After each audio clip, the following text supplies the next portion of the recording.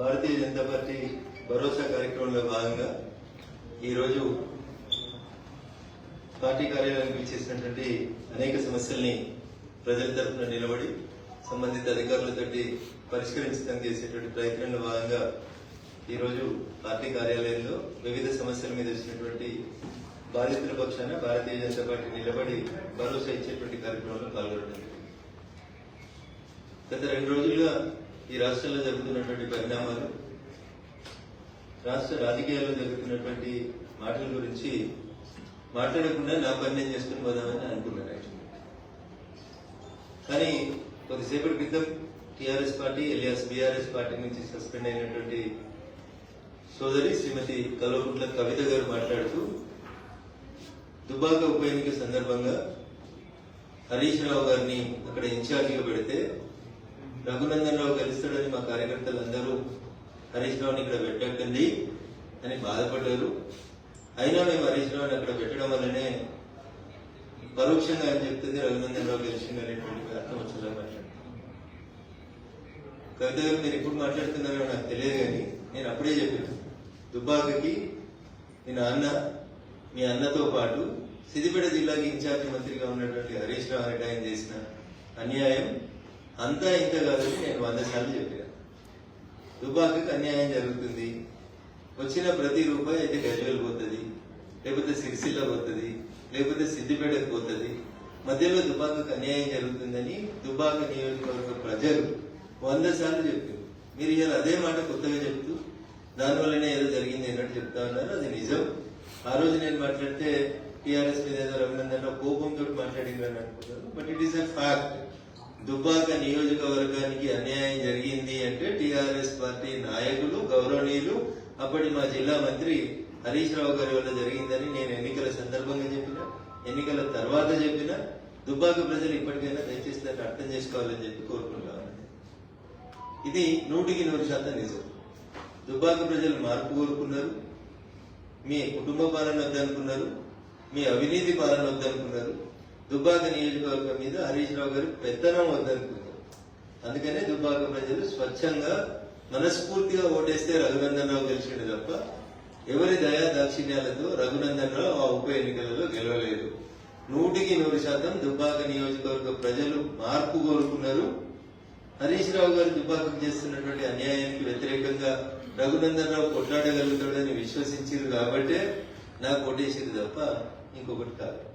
ఇక మీ కుటుంబ పంచాయతీలో మా పేర్లందరి పేర్లు కూడా మీరు మాట్లాడుకుంటూ పోయినారు. 100% మీరు ప్రస్తావించినటువంటి పేర్లలో దాదాపు అన్ని పేర్లు కూడా మీకు అందరికీ తెలుసు, మీ నాన్నగారికి కూడా తెలుసు. ఎవరెవరికి మీరు ఎట్లా అన్యాయం చేసిరు అనేటువంటి విషయంలో ఇవాళ మీరు కొత్తగా మాట్లాడితే మేమేం చేస్తాం, మీ సానుభూతి మాకు ఎందుకు, కానీ 100% అవన్నీ వాస్తవం. 2009లో ఏదో మీ అన్నకు వ్యతిరేకంగా 60 లక్షలు పంపిరని ఏదో మాట్లాడింది కదా. ఇవన్నీ పాత చరిత్ర.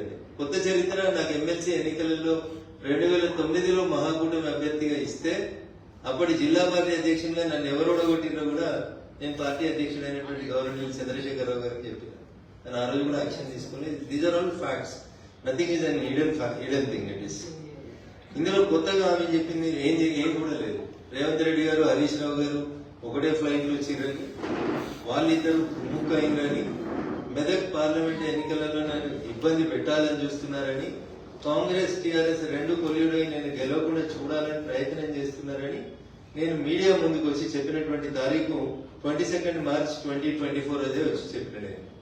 మార్చి 2024 నాడు ఆస్ట్రేలియా నుంచి కనెక్టింగ్ ఎయిర్ ఇండియా ఫ్లైట్ నెంబర్తో సహా చెప్పిన. బిజినెస్ క్లాస్ లో వస్తూ ఢిల్లీ నుంచి వస్తుండగా గౌరవనీయులు ముఖ్యమంత్రి గారు, హరీష్ రావు గారు ఇద్దరు అదే ఫ్లైట్ లో ట్రావెల్ చేసినారు. నన్ను ఓడగొట్టేందుకు ఇద్దరు ముచ్చట పెట్టుకున్నారనే విషయాన్ని నేను ఇవాళ కొత్తగా చెప్పలేదు. ఎన్నడూ చెప్పిన, ఇది 22 మార్చి 2024 చెప్పిన నేను. అదే విషయాన్ని ఈరోజు మళ్ళీ కవిత గారు కూడా ఎండార్స్ చేసినారు తప్ప ఇందులో కొత్త విషయం ఏముందని నేను అనుకుంటలేదు. 2-3 సార్లు వాళ్ళు దుబ్బాక ఎన్నిక రఘునందన్ రావు మాట తీసినారు కాబట్టి నేను ఈ విషయాలు చెప్తా ఉన్నాను తప్ప మాకు ఆ విషయాల గురించి, వాళ్ళ పార్టీ వ్యవహారాల గురించి, వాళ్ళ పంచాయతీల గురించి, వాళ్ళ కుటుంబం గురించి, వాళ్ళ కుటుంబ పంచాయతీల గురించి మేము మాట్లాడే తెలుసుకోలేదు. మేము ప్రజల కోసం పనిచేస్తాం. భారతీయ జనతా పార్టీ ప్రజల పక్షాన్ని నిలబడుతుంది.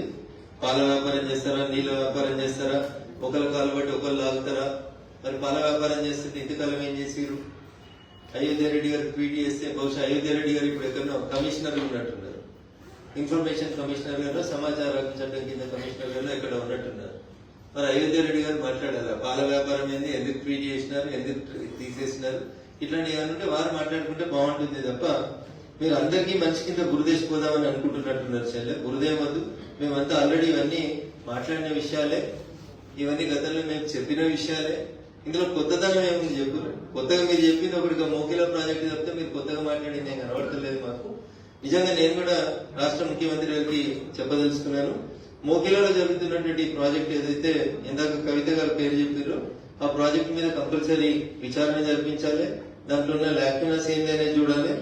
ఆ మోకిలా ప్రాజెక్టుకి సంబంధించి అనుమతులు ఏంది, డబ్బులు ఏంది, ఈ పోచంపల్లి శ్రీనివాసరెడ్డి అనేటువంటి ఎమ్మెల్సీ ఏడికేలొచ్చి ఏడ శ్రీమంతుడు అయ్యిండు, నవీన్ రావు అనేటువంటి ఎమ్మెల్సీ అవకతవకలేంది, వీటి మీద రాష్ట్ర ముఖ్యమంత్రి గారు ఏసీబీ డీజీ వెంటనే చర్య తీసుకోవాలి.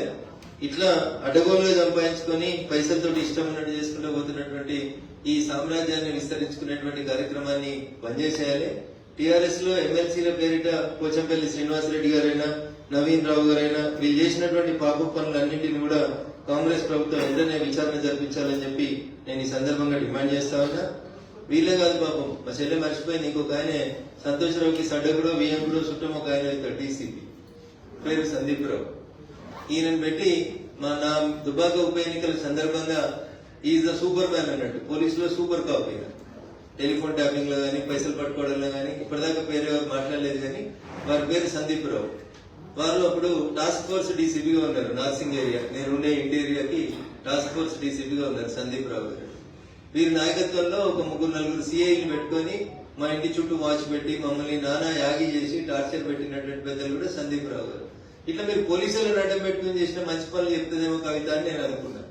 టెలిఫోన్ ట్యాపింగ్ లో ఏమేమి జరిగింది, ఎవరెవరు పైసలు ఎట్లా గుర్తుకొచ్చినాం, లేకపోతే ఎమ్మెల్సీ వెంకటరామరెడ్డి గారు ఏం చేస్తా ఉన్నారు, వారికి ఎట్లా జీవోలు మార్చిరు, ఏమేమి చేసిరు, ఇవన్నీ ఇంకా చాలా విషయాలు మాట్లాడాల్సింది కవిత. మీరు మాట్లాడేవి అన్ని ప్రజలకు తెలిసిన విషయాలే మాట్లాడారు, కొత్త ఏం మాట్లాడలేదు. మీరు ఇంకా ఏదో మళ్ళీ పార్టీలో పోదామా ఎందుకు పోదామా అని ఊగిసలాడుతున్నట్టు కనబడుతుంది తప్ప ఇంకా మీరు నిజాలు మాట్లాడితే ఇంకా చాలా మాట్లాడాలి కదా. మేము ఇవన్నీ మాట్లాడినాయి కదా. రేవంత్ రెడ్డి గారు హరీష్ గారు కలిసి ప్రయాణం చేసింది మాట్లాడినాం, అయోధ్య రెడ్డి గారు ట్వీట్ చేసింది, మీరు మాట్లాడింది ఏం లేదు కొత్తగా. ఇందులో కొత్తగా కనబడుతున్న ఏమైనా ఒక సంతోష్ రెడ్డి ఆయన కడుతున్న శ్రీనివాస్ రెడ్డి ఆయన కడుతున్న విల్లాస్ తప్ప మీరు కొత్తగా ఏం మాట్లాడినట్టు కనబడతలేరు. కాబట్టి కవిత ఇంకా వేరే విషయాలు మాట్లాడితే బాగుంటుండే. టానిక్ మీద ఎఫ్ఐఆర్ చిన్న విషయం అది. క్లబ్బులు పబ్బులు ఇవన్నీ మీరు ఆడ క్లబ్బులు పనిచేస్తే మీరు పబ్బులు నడిపినాయి అనేది అందరికి తెలిసినటువంటి విషయాలే కాబట్టి వాటి గురించి పెద్ద చర్చ అవసరం లేదు. కానీ కవిత చెప్పినటువంటి మాటలలో టీఆర్ఎస్ పార్టీ అంతా కూడా అవినీతి పునాదుల మీద విస్తరించబడింది. మా ఎమ్మెల్సీలు ఒక్కొక్కరు 1000 కోట్లకు ఎదిగిండ్రు, 750 కోట్లతోటి వెంచర్ చేస్తున్నాడు ఒక ఎమ్మెల్సీ అంటే అర్థం చేసుకోవాలి మనం ఎంత ఎదిగినారు. నవీన్ రావు గారి అక్రమాలకైతే అడ్డు అదుపు లేదు. ఆయన చేసినటువంటి అడవుల అక్రమాలకి, కూకట్పల్లి పరిసర ప్రాంతాల్లో ఆయన చేసినటువంటి జీవోలకి, వీళ్ళు మార్చిన జీవోలకి, ఇంకా చాలా జీవోలు ఉన్నాయి. చెల్లె మాట్లాడాల్సిన జీవోలు ఏంటంటే కన్జర్వేషన్ జోన్లను ఎట్లా మార్చిచ్చారు మున్సిపల్ శాఖ మంత్రి గారు, అవి మాట్లాడాలి చెల్లె. ఇంకా చాలా విషయాలు మాట్లాడాలి. వాళ్ళ ఎమ్మెల్సీల అవినీతి గురించి మాట్లాడాలి. ఒకటే రోజు కాబట్టి కొంచెమే మాట్లాడిందని అనుకుంటా ఉన్నాను నేను. మళ్ళీ ఎపిసోడ్ లో ఇంకా బాగా మాట్లాడాలని కోరుకుందాం. ఖచ్చితంగా టీఆర్ఎస్ పార్టీ పెద్ద చేసిన అవినీతిని ఎంత కవిత బయట పెడితే బాగుంటుందని నేను మనస్ఫూర్తిగా కోరుకుంటాను. Thank you. Hit TV app, ఇందులో short news, live news, entertainment shows, movies, digital magazines తో పాటు మీ జిల్లా వార్తలను కూడా ఫ్రీగా చూడొచ్చు. అంతేకాదు కేజీ నుంచి పీజీ వరకు విద్యార్థులకు స్కాలర్షిప్ కూడా అందిస్తున్నాం. ప్రతి వారం 10 మందికి లక్కీ డ్రా ద్వారా ఒక్కొక్కరికి 10,000 రూపాయలు అందిస్తున్నాం. ఇంకెందుకు ఆలస్యం, వెంటనే హిట్ టీవీ యాప్ ని డౌన్లోడ్ చేసుకుని ఫ్రీగా ఎంటర్టైన్మెంట్ పొందండి. Hit TV app. Hit TV app. Please download hit TV app. Hit TV app ని ఫ్రీగా డౌన్లోడ్ చేసుకుని ఎంజాయ్ చేయండి. మీకు నచ్చిన ఎంటర్టైన్మెంట్ కోసం హిట్ టీవీ యాప్ ని ఫ్రీగా డౌన్లోడ్ చేసుకుని ఎంజాయ్ చేయండి. హిట్ టీవీ యాప్ ని డౌన్లోడ్ చేసుకుని ఆస్వాదించండి, ఆశీర్వదించండి. ఇంతమంది సెలబ్రిటీలు హిట్ టీవీ యాప్ ని డౌన్లోడ్ చేసుకోండి అని చెప్తున్నారంటే ఎంత మంచి యాప్ ఆలోచించండి. అమెరికా అమెరికా అమెరికా అమెరికాలో చదవాలనుకునే వాళ్ళకి విశ్వసనీయమైన పేరు మన శౌర్య కన్సల్టెన్సీ. UK లో 1 year masters. UK లో 1 year masters. 2 years work permit up to 5 years visa. Contact Saurya Consultancy.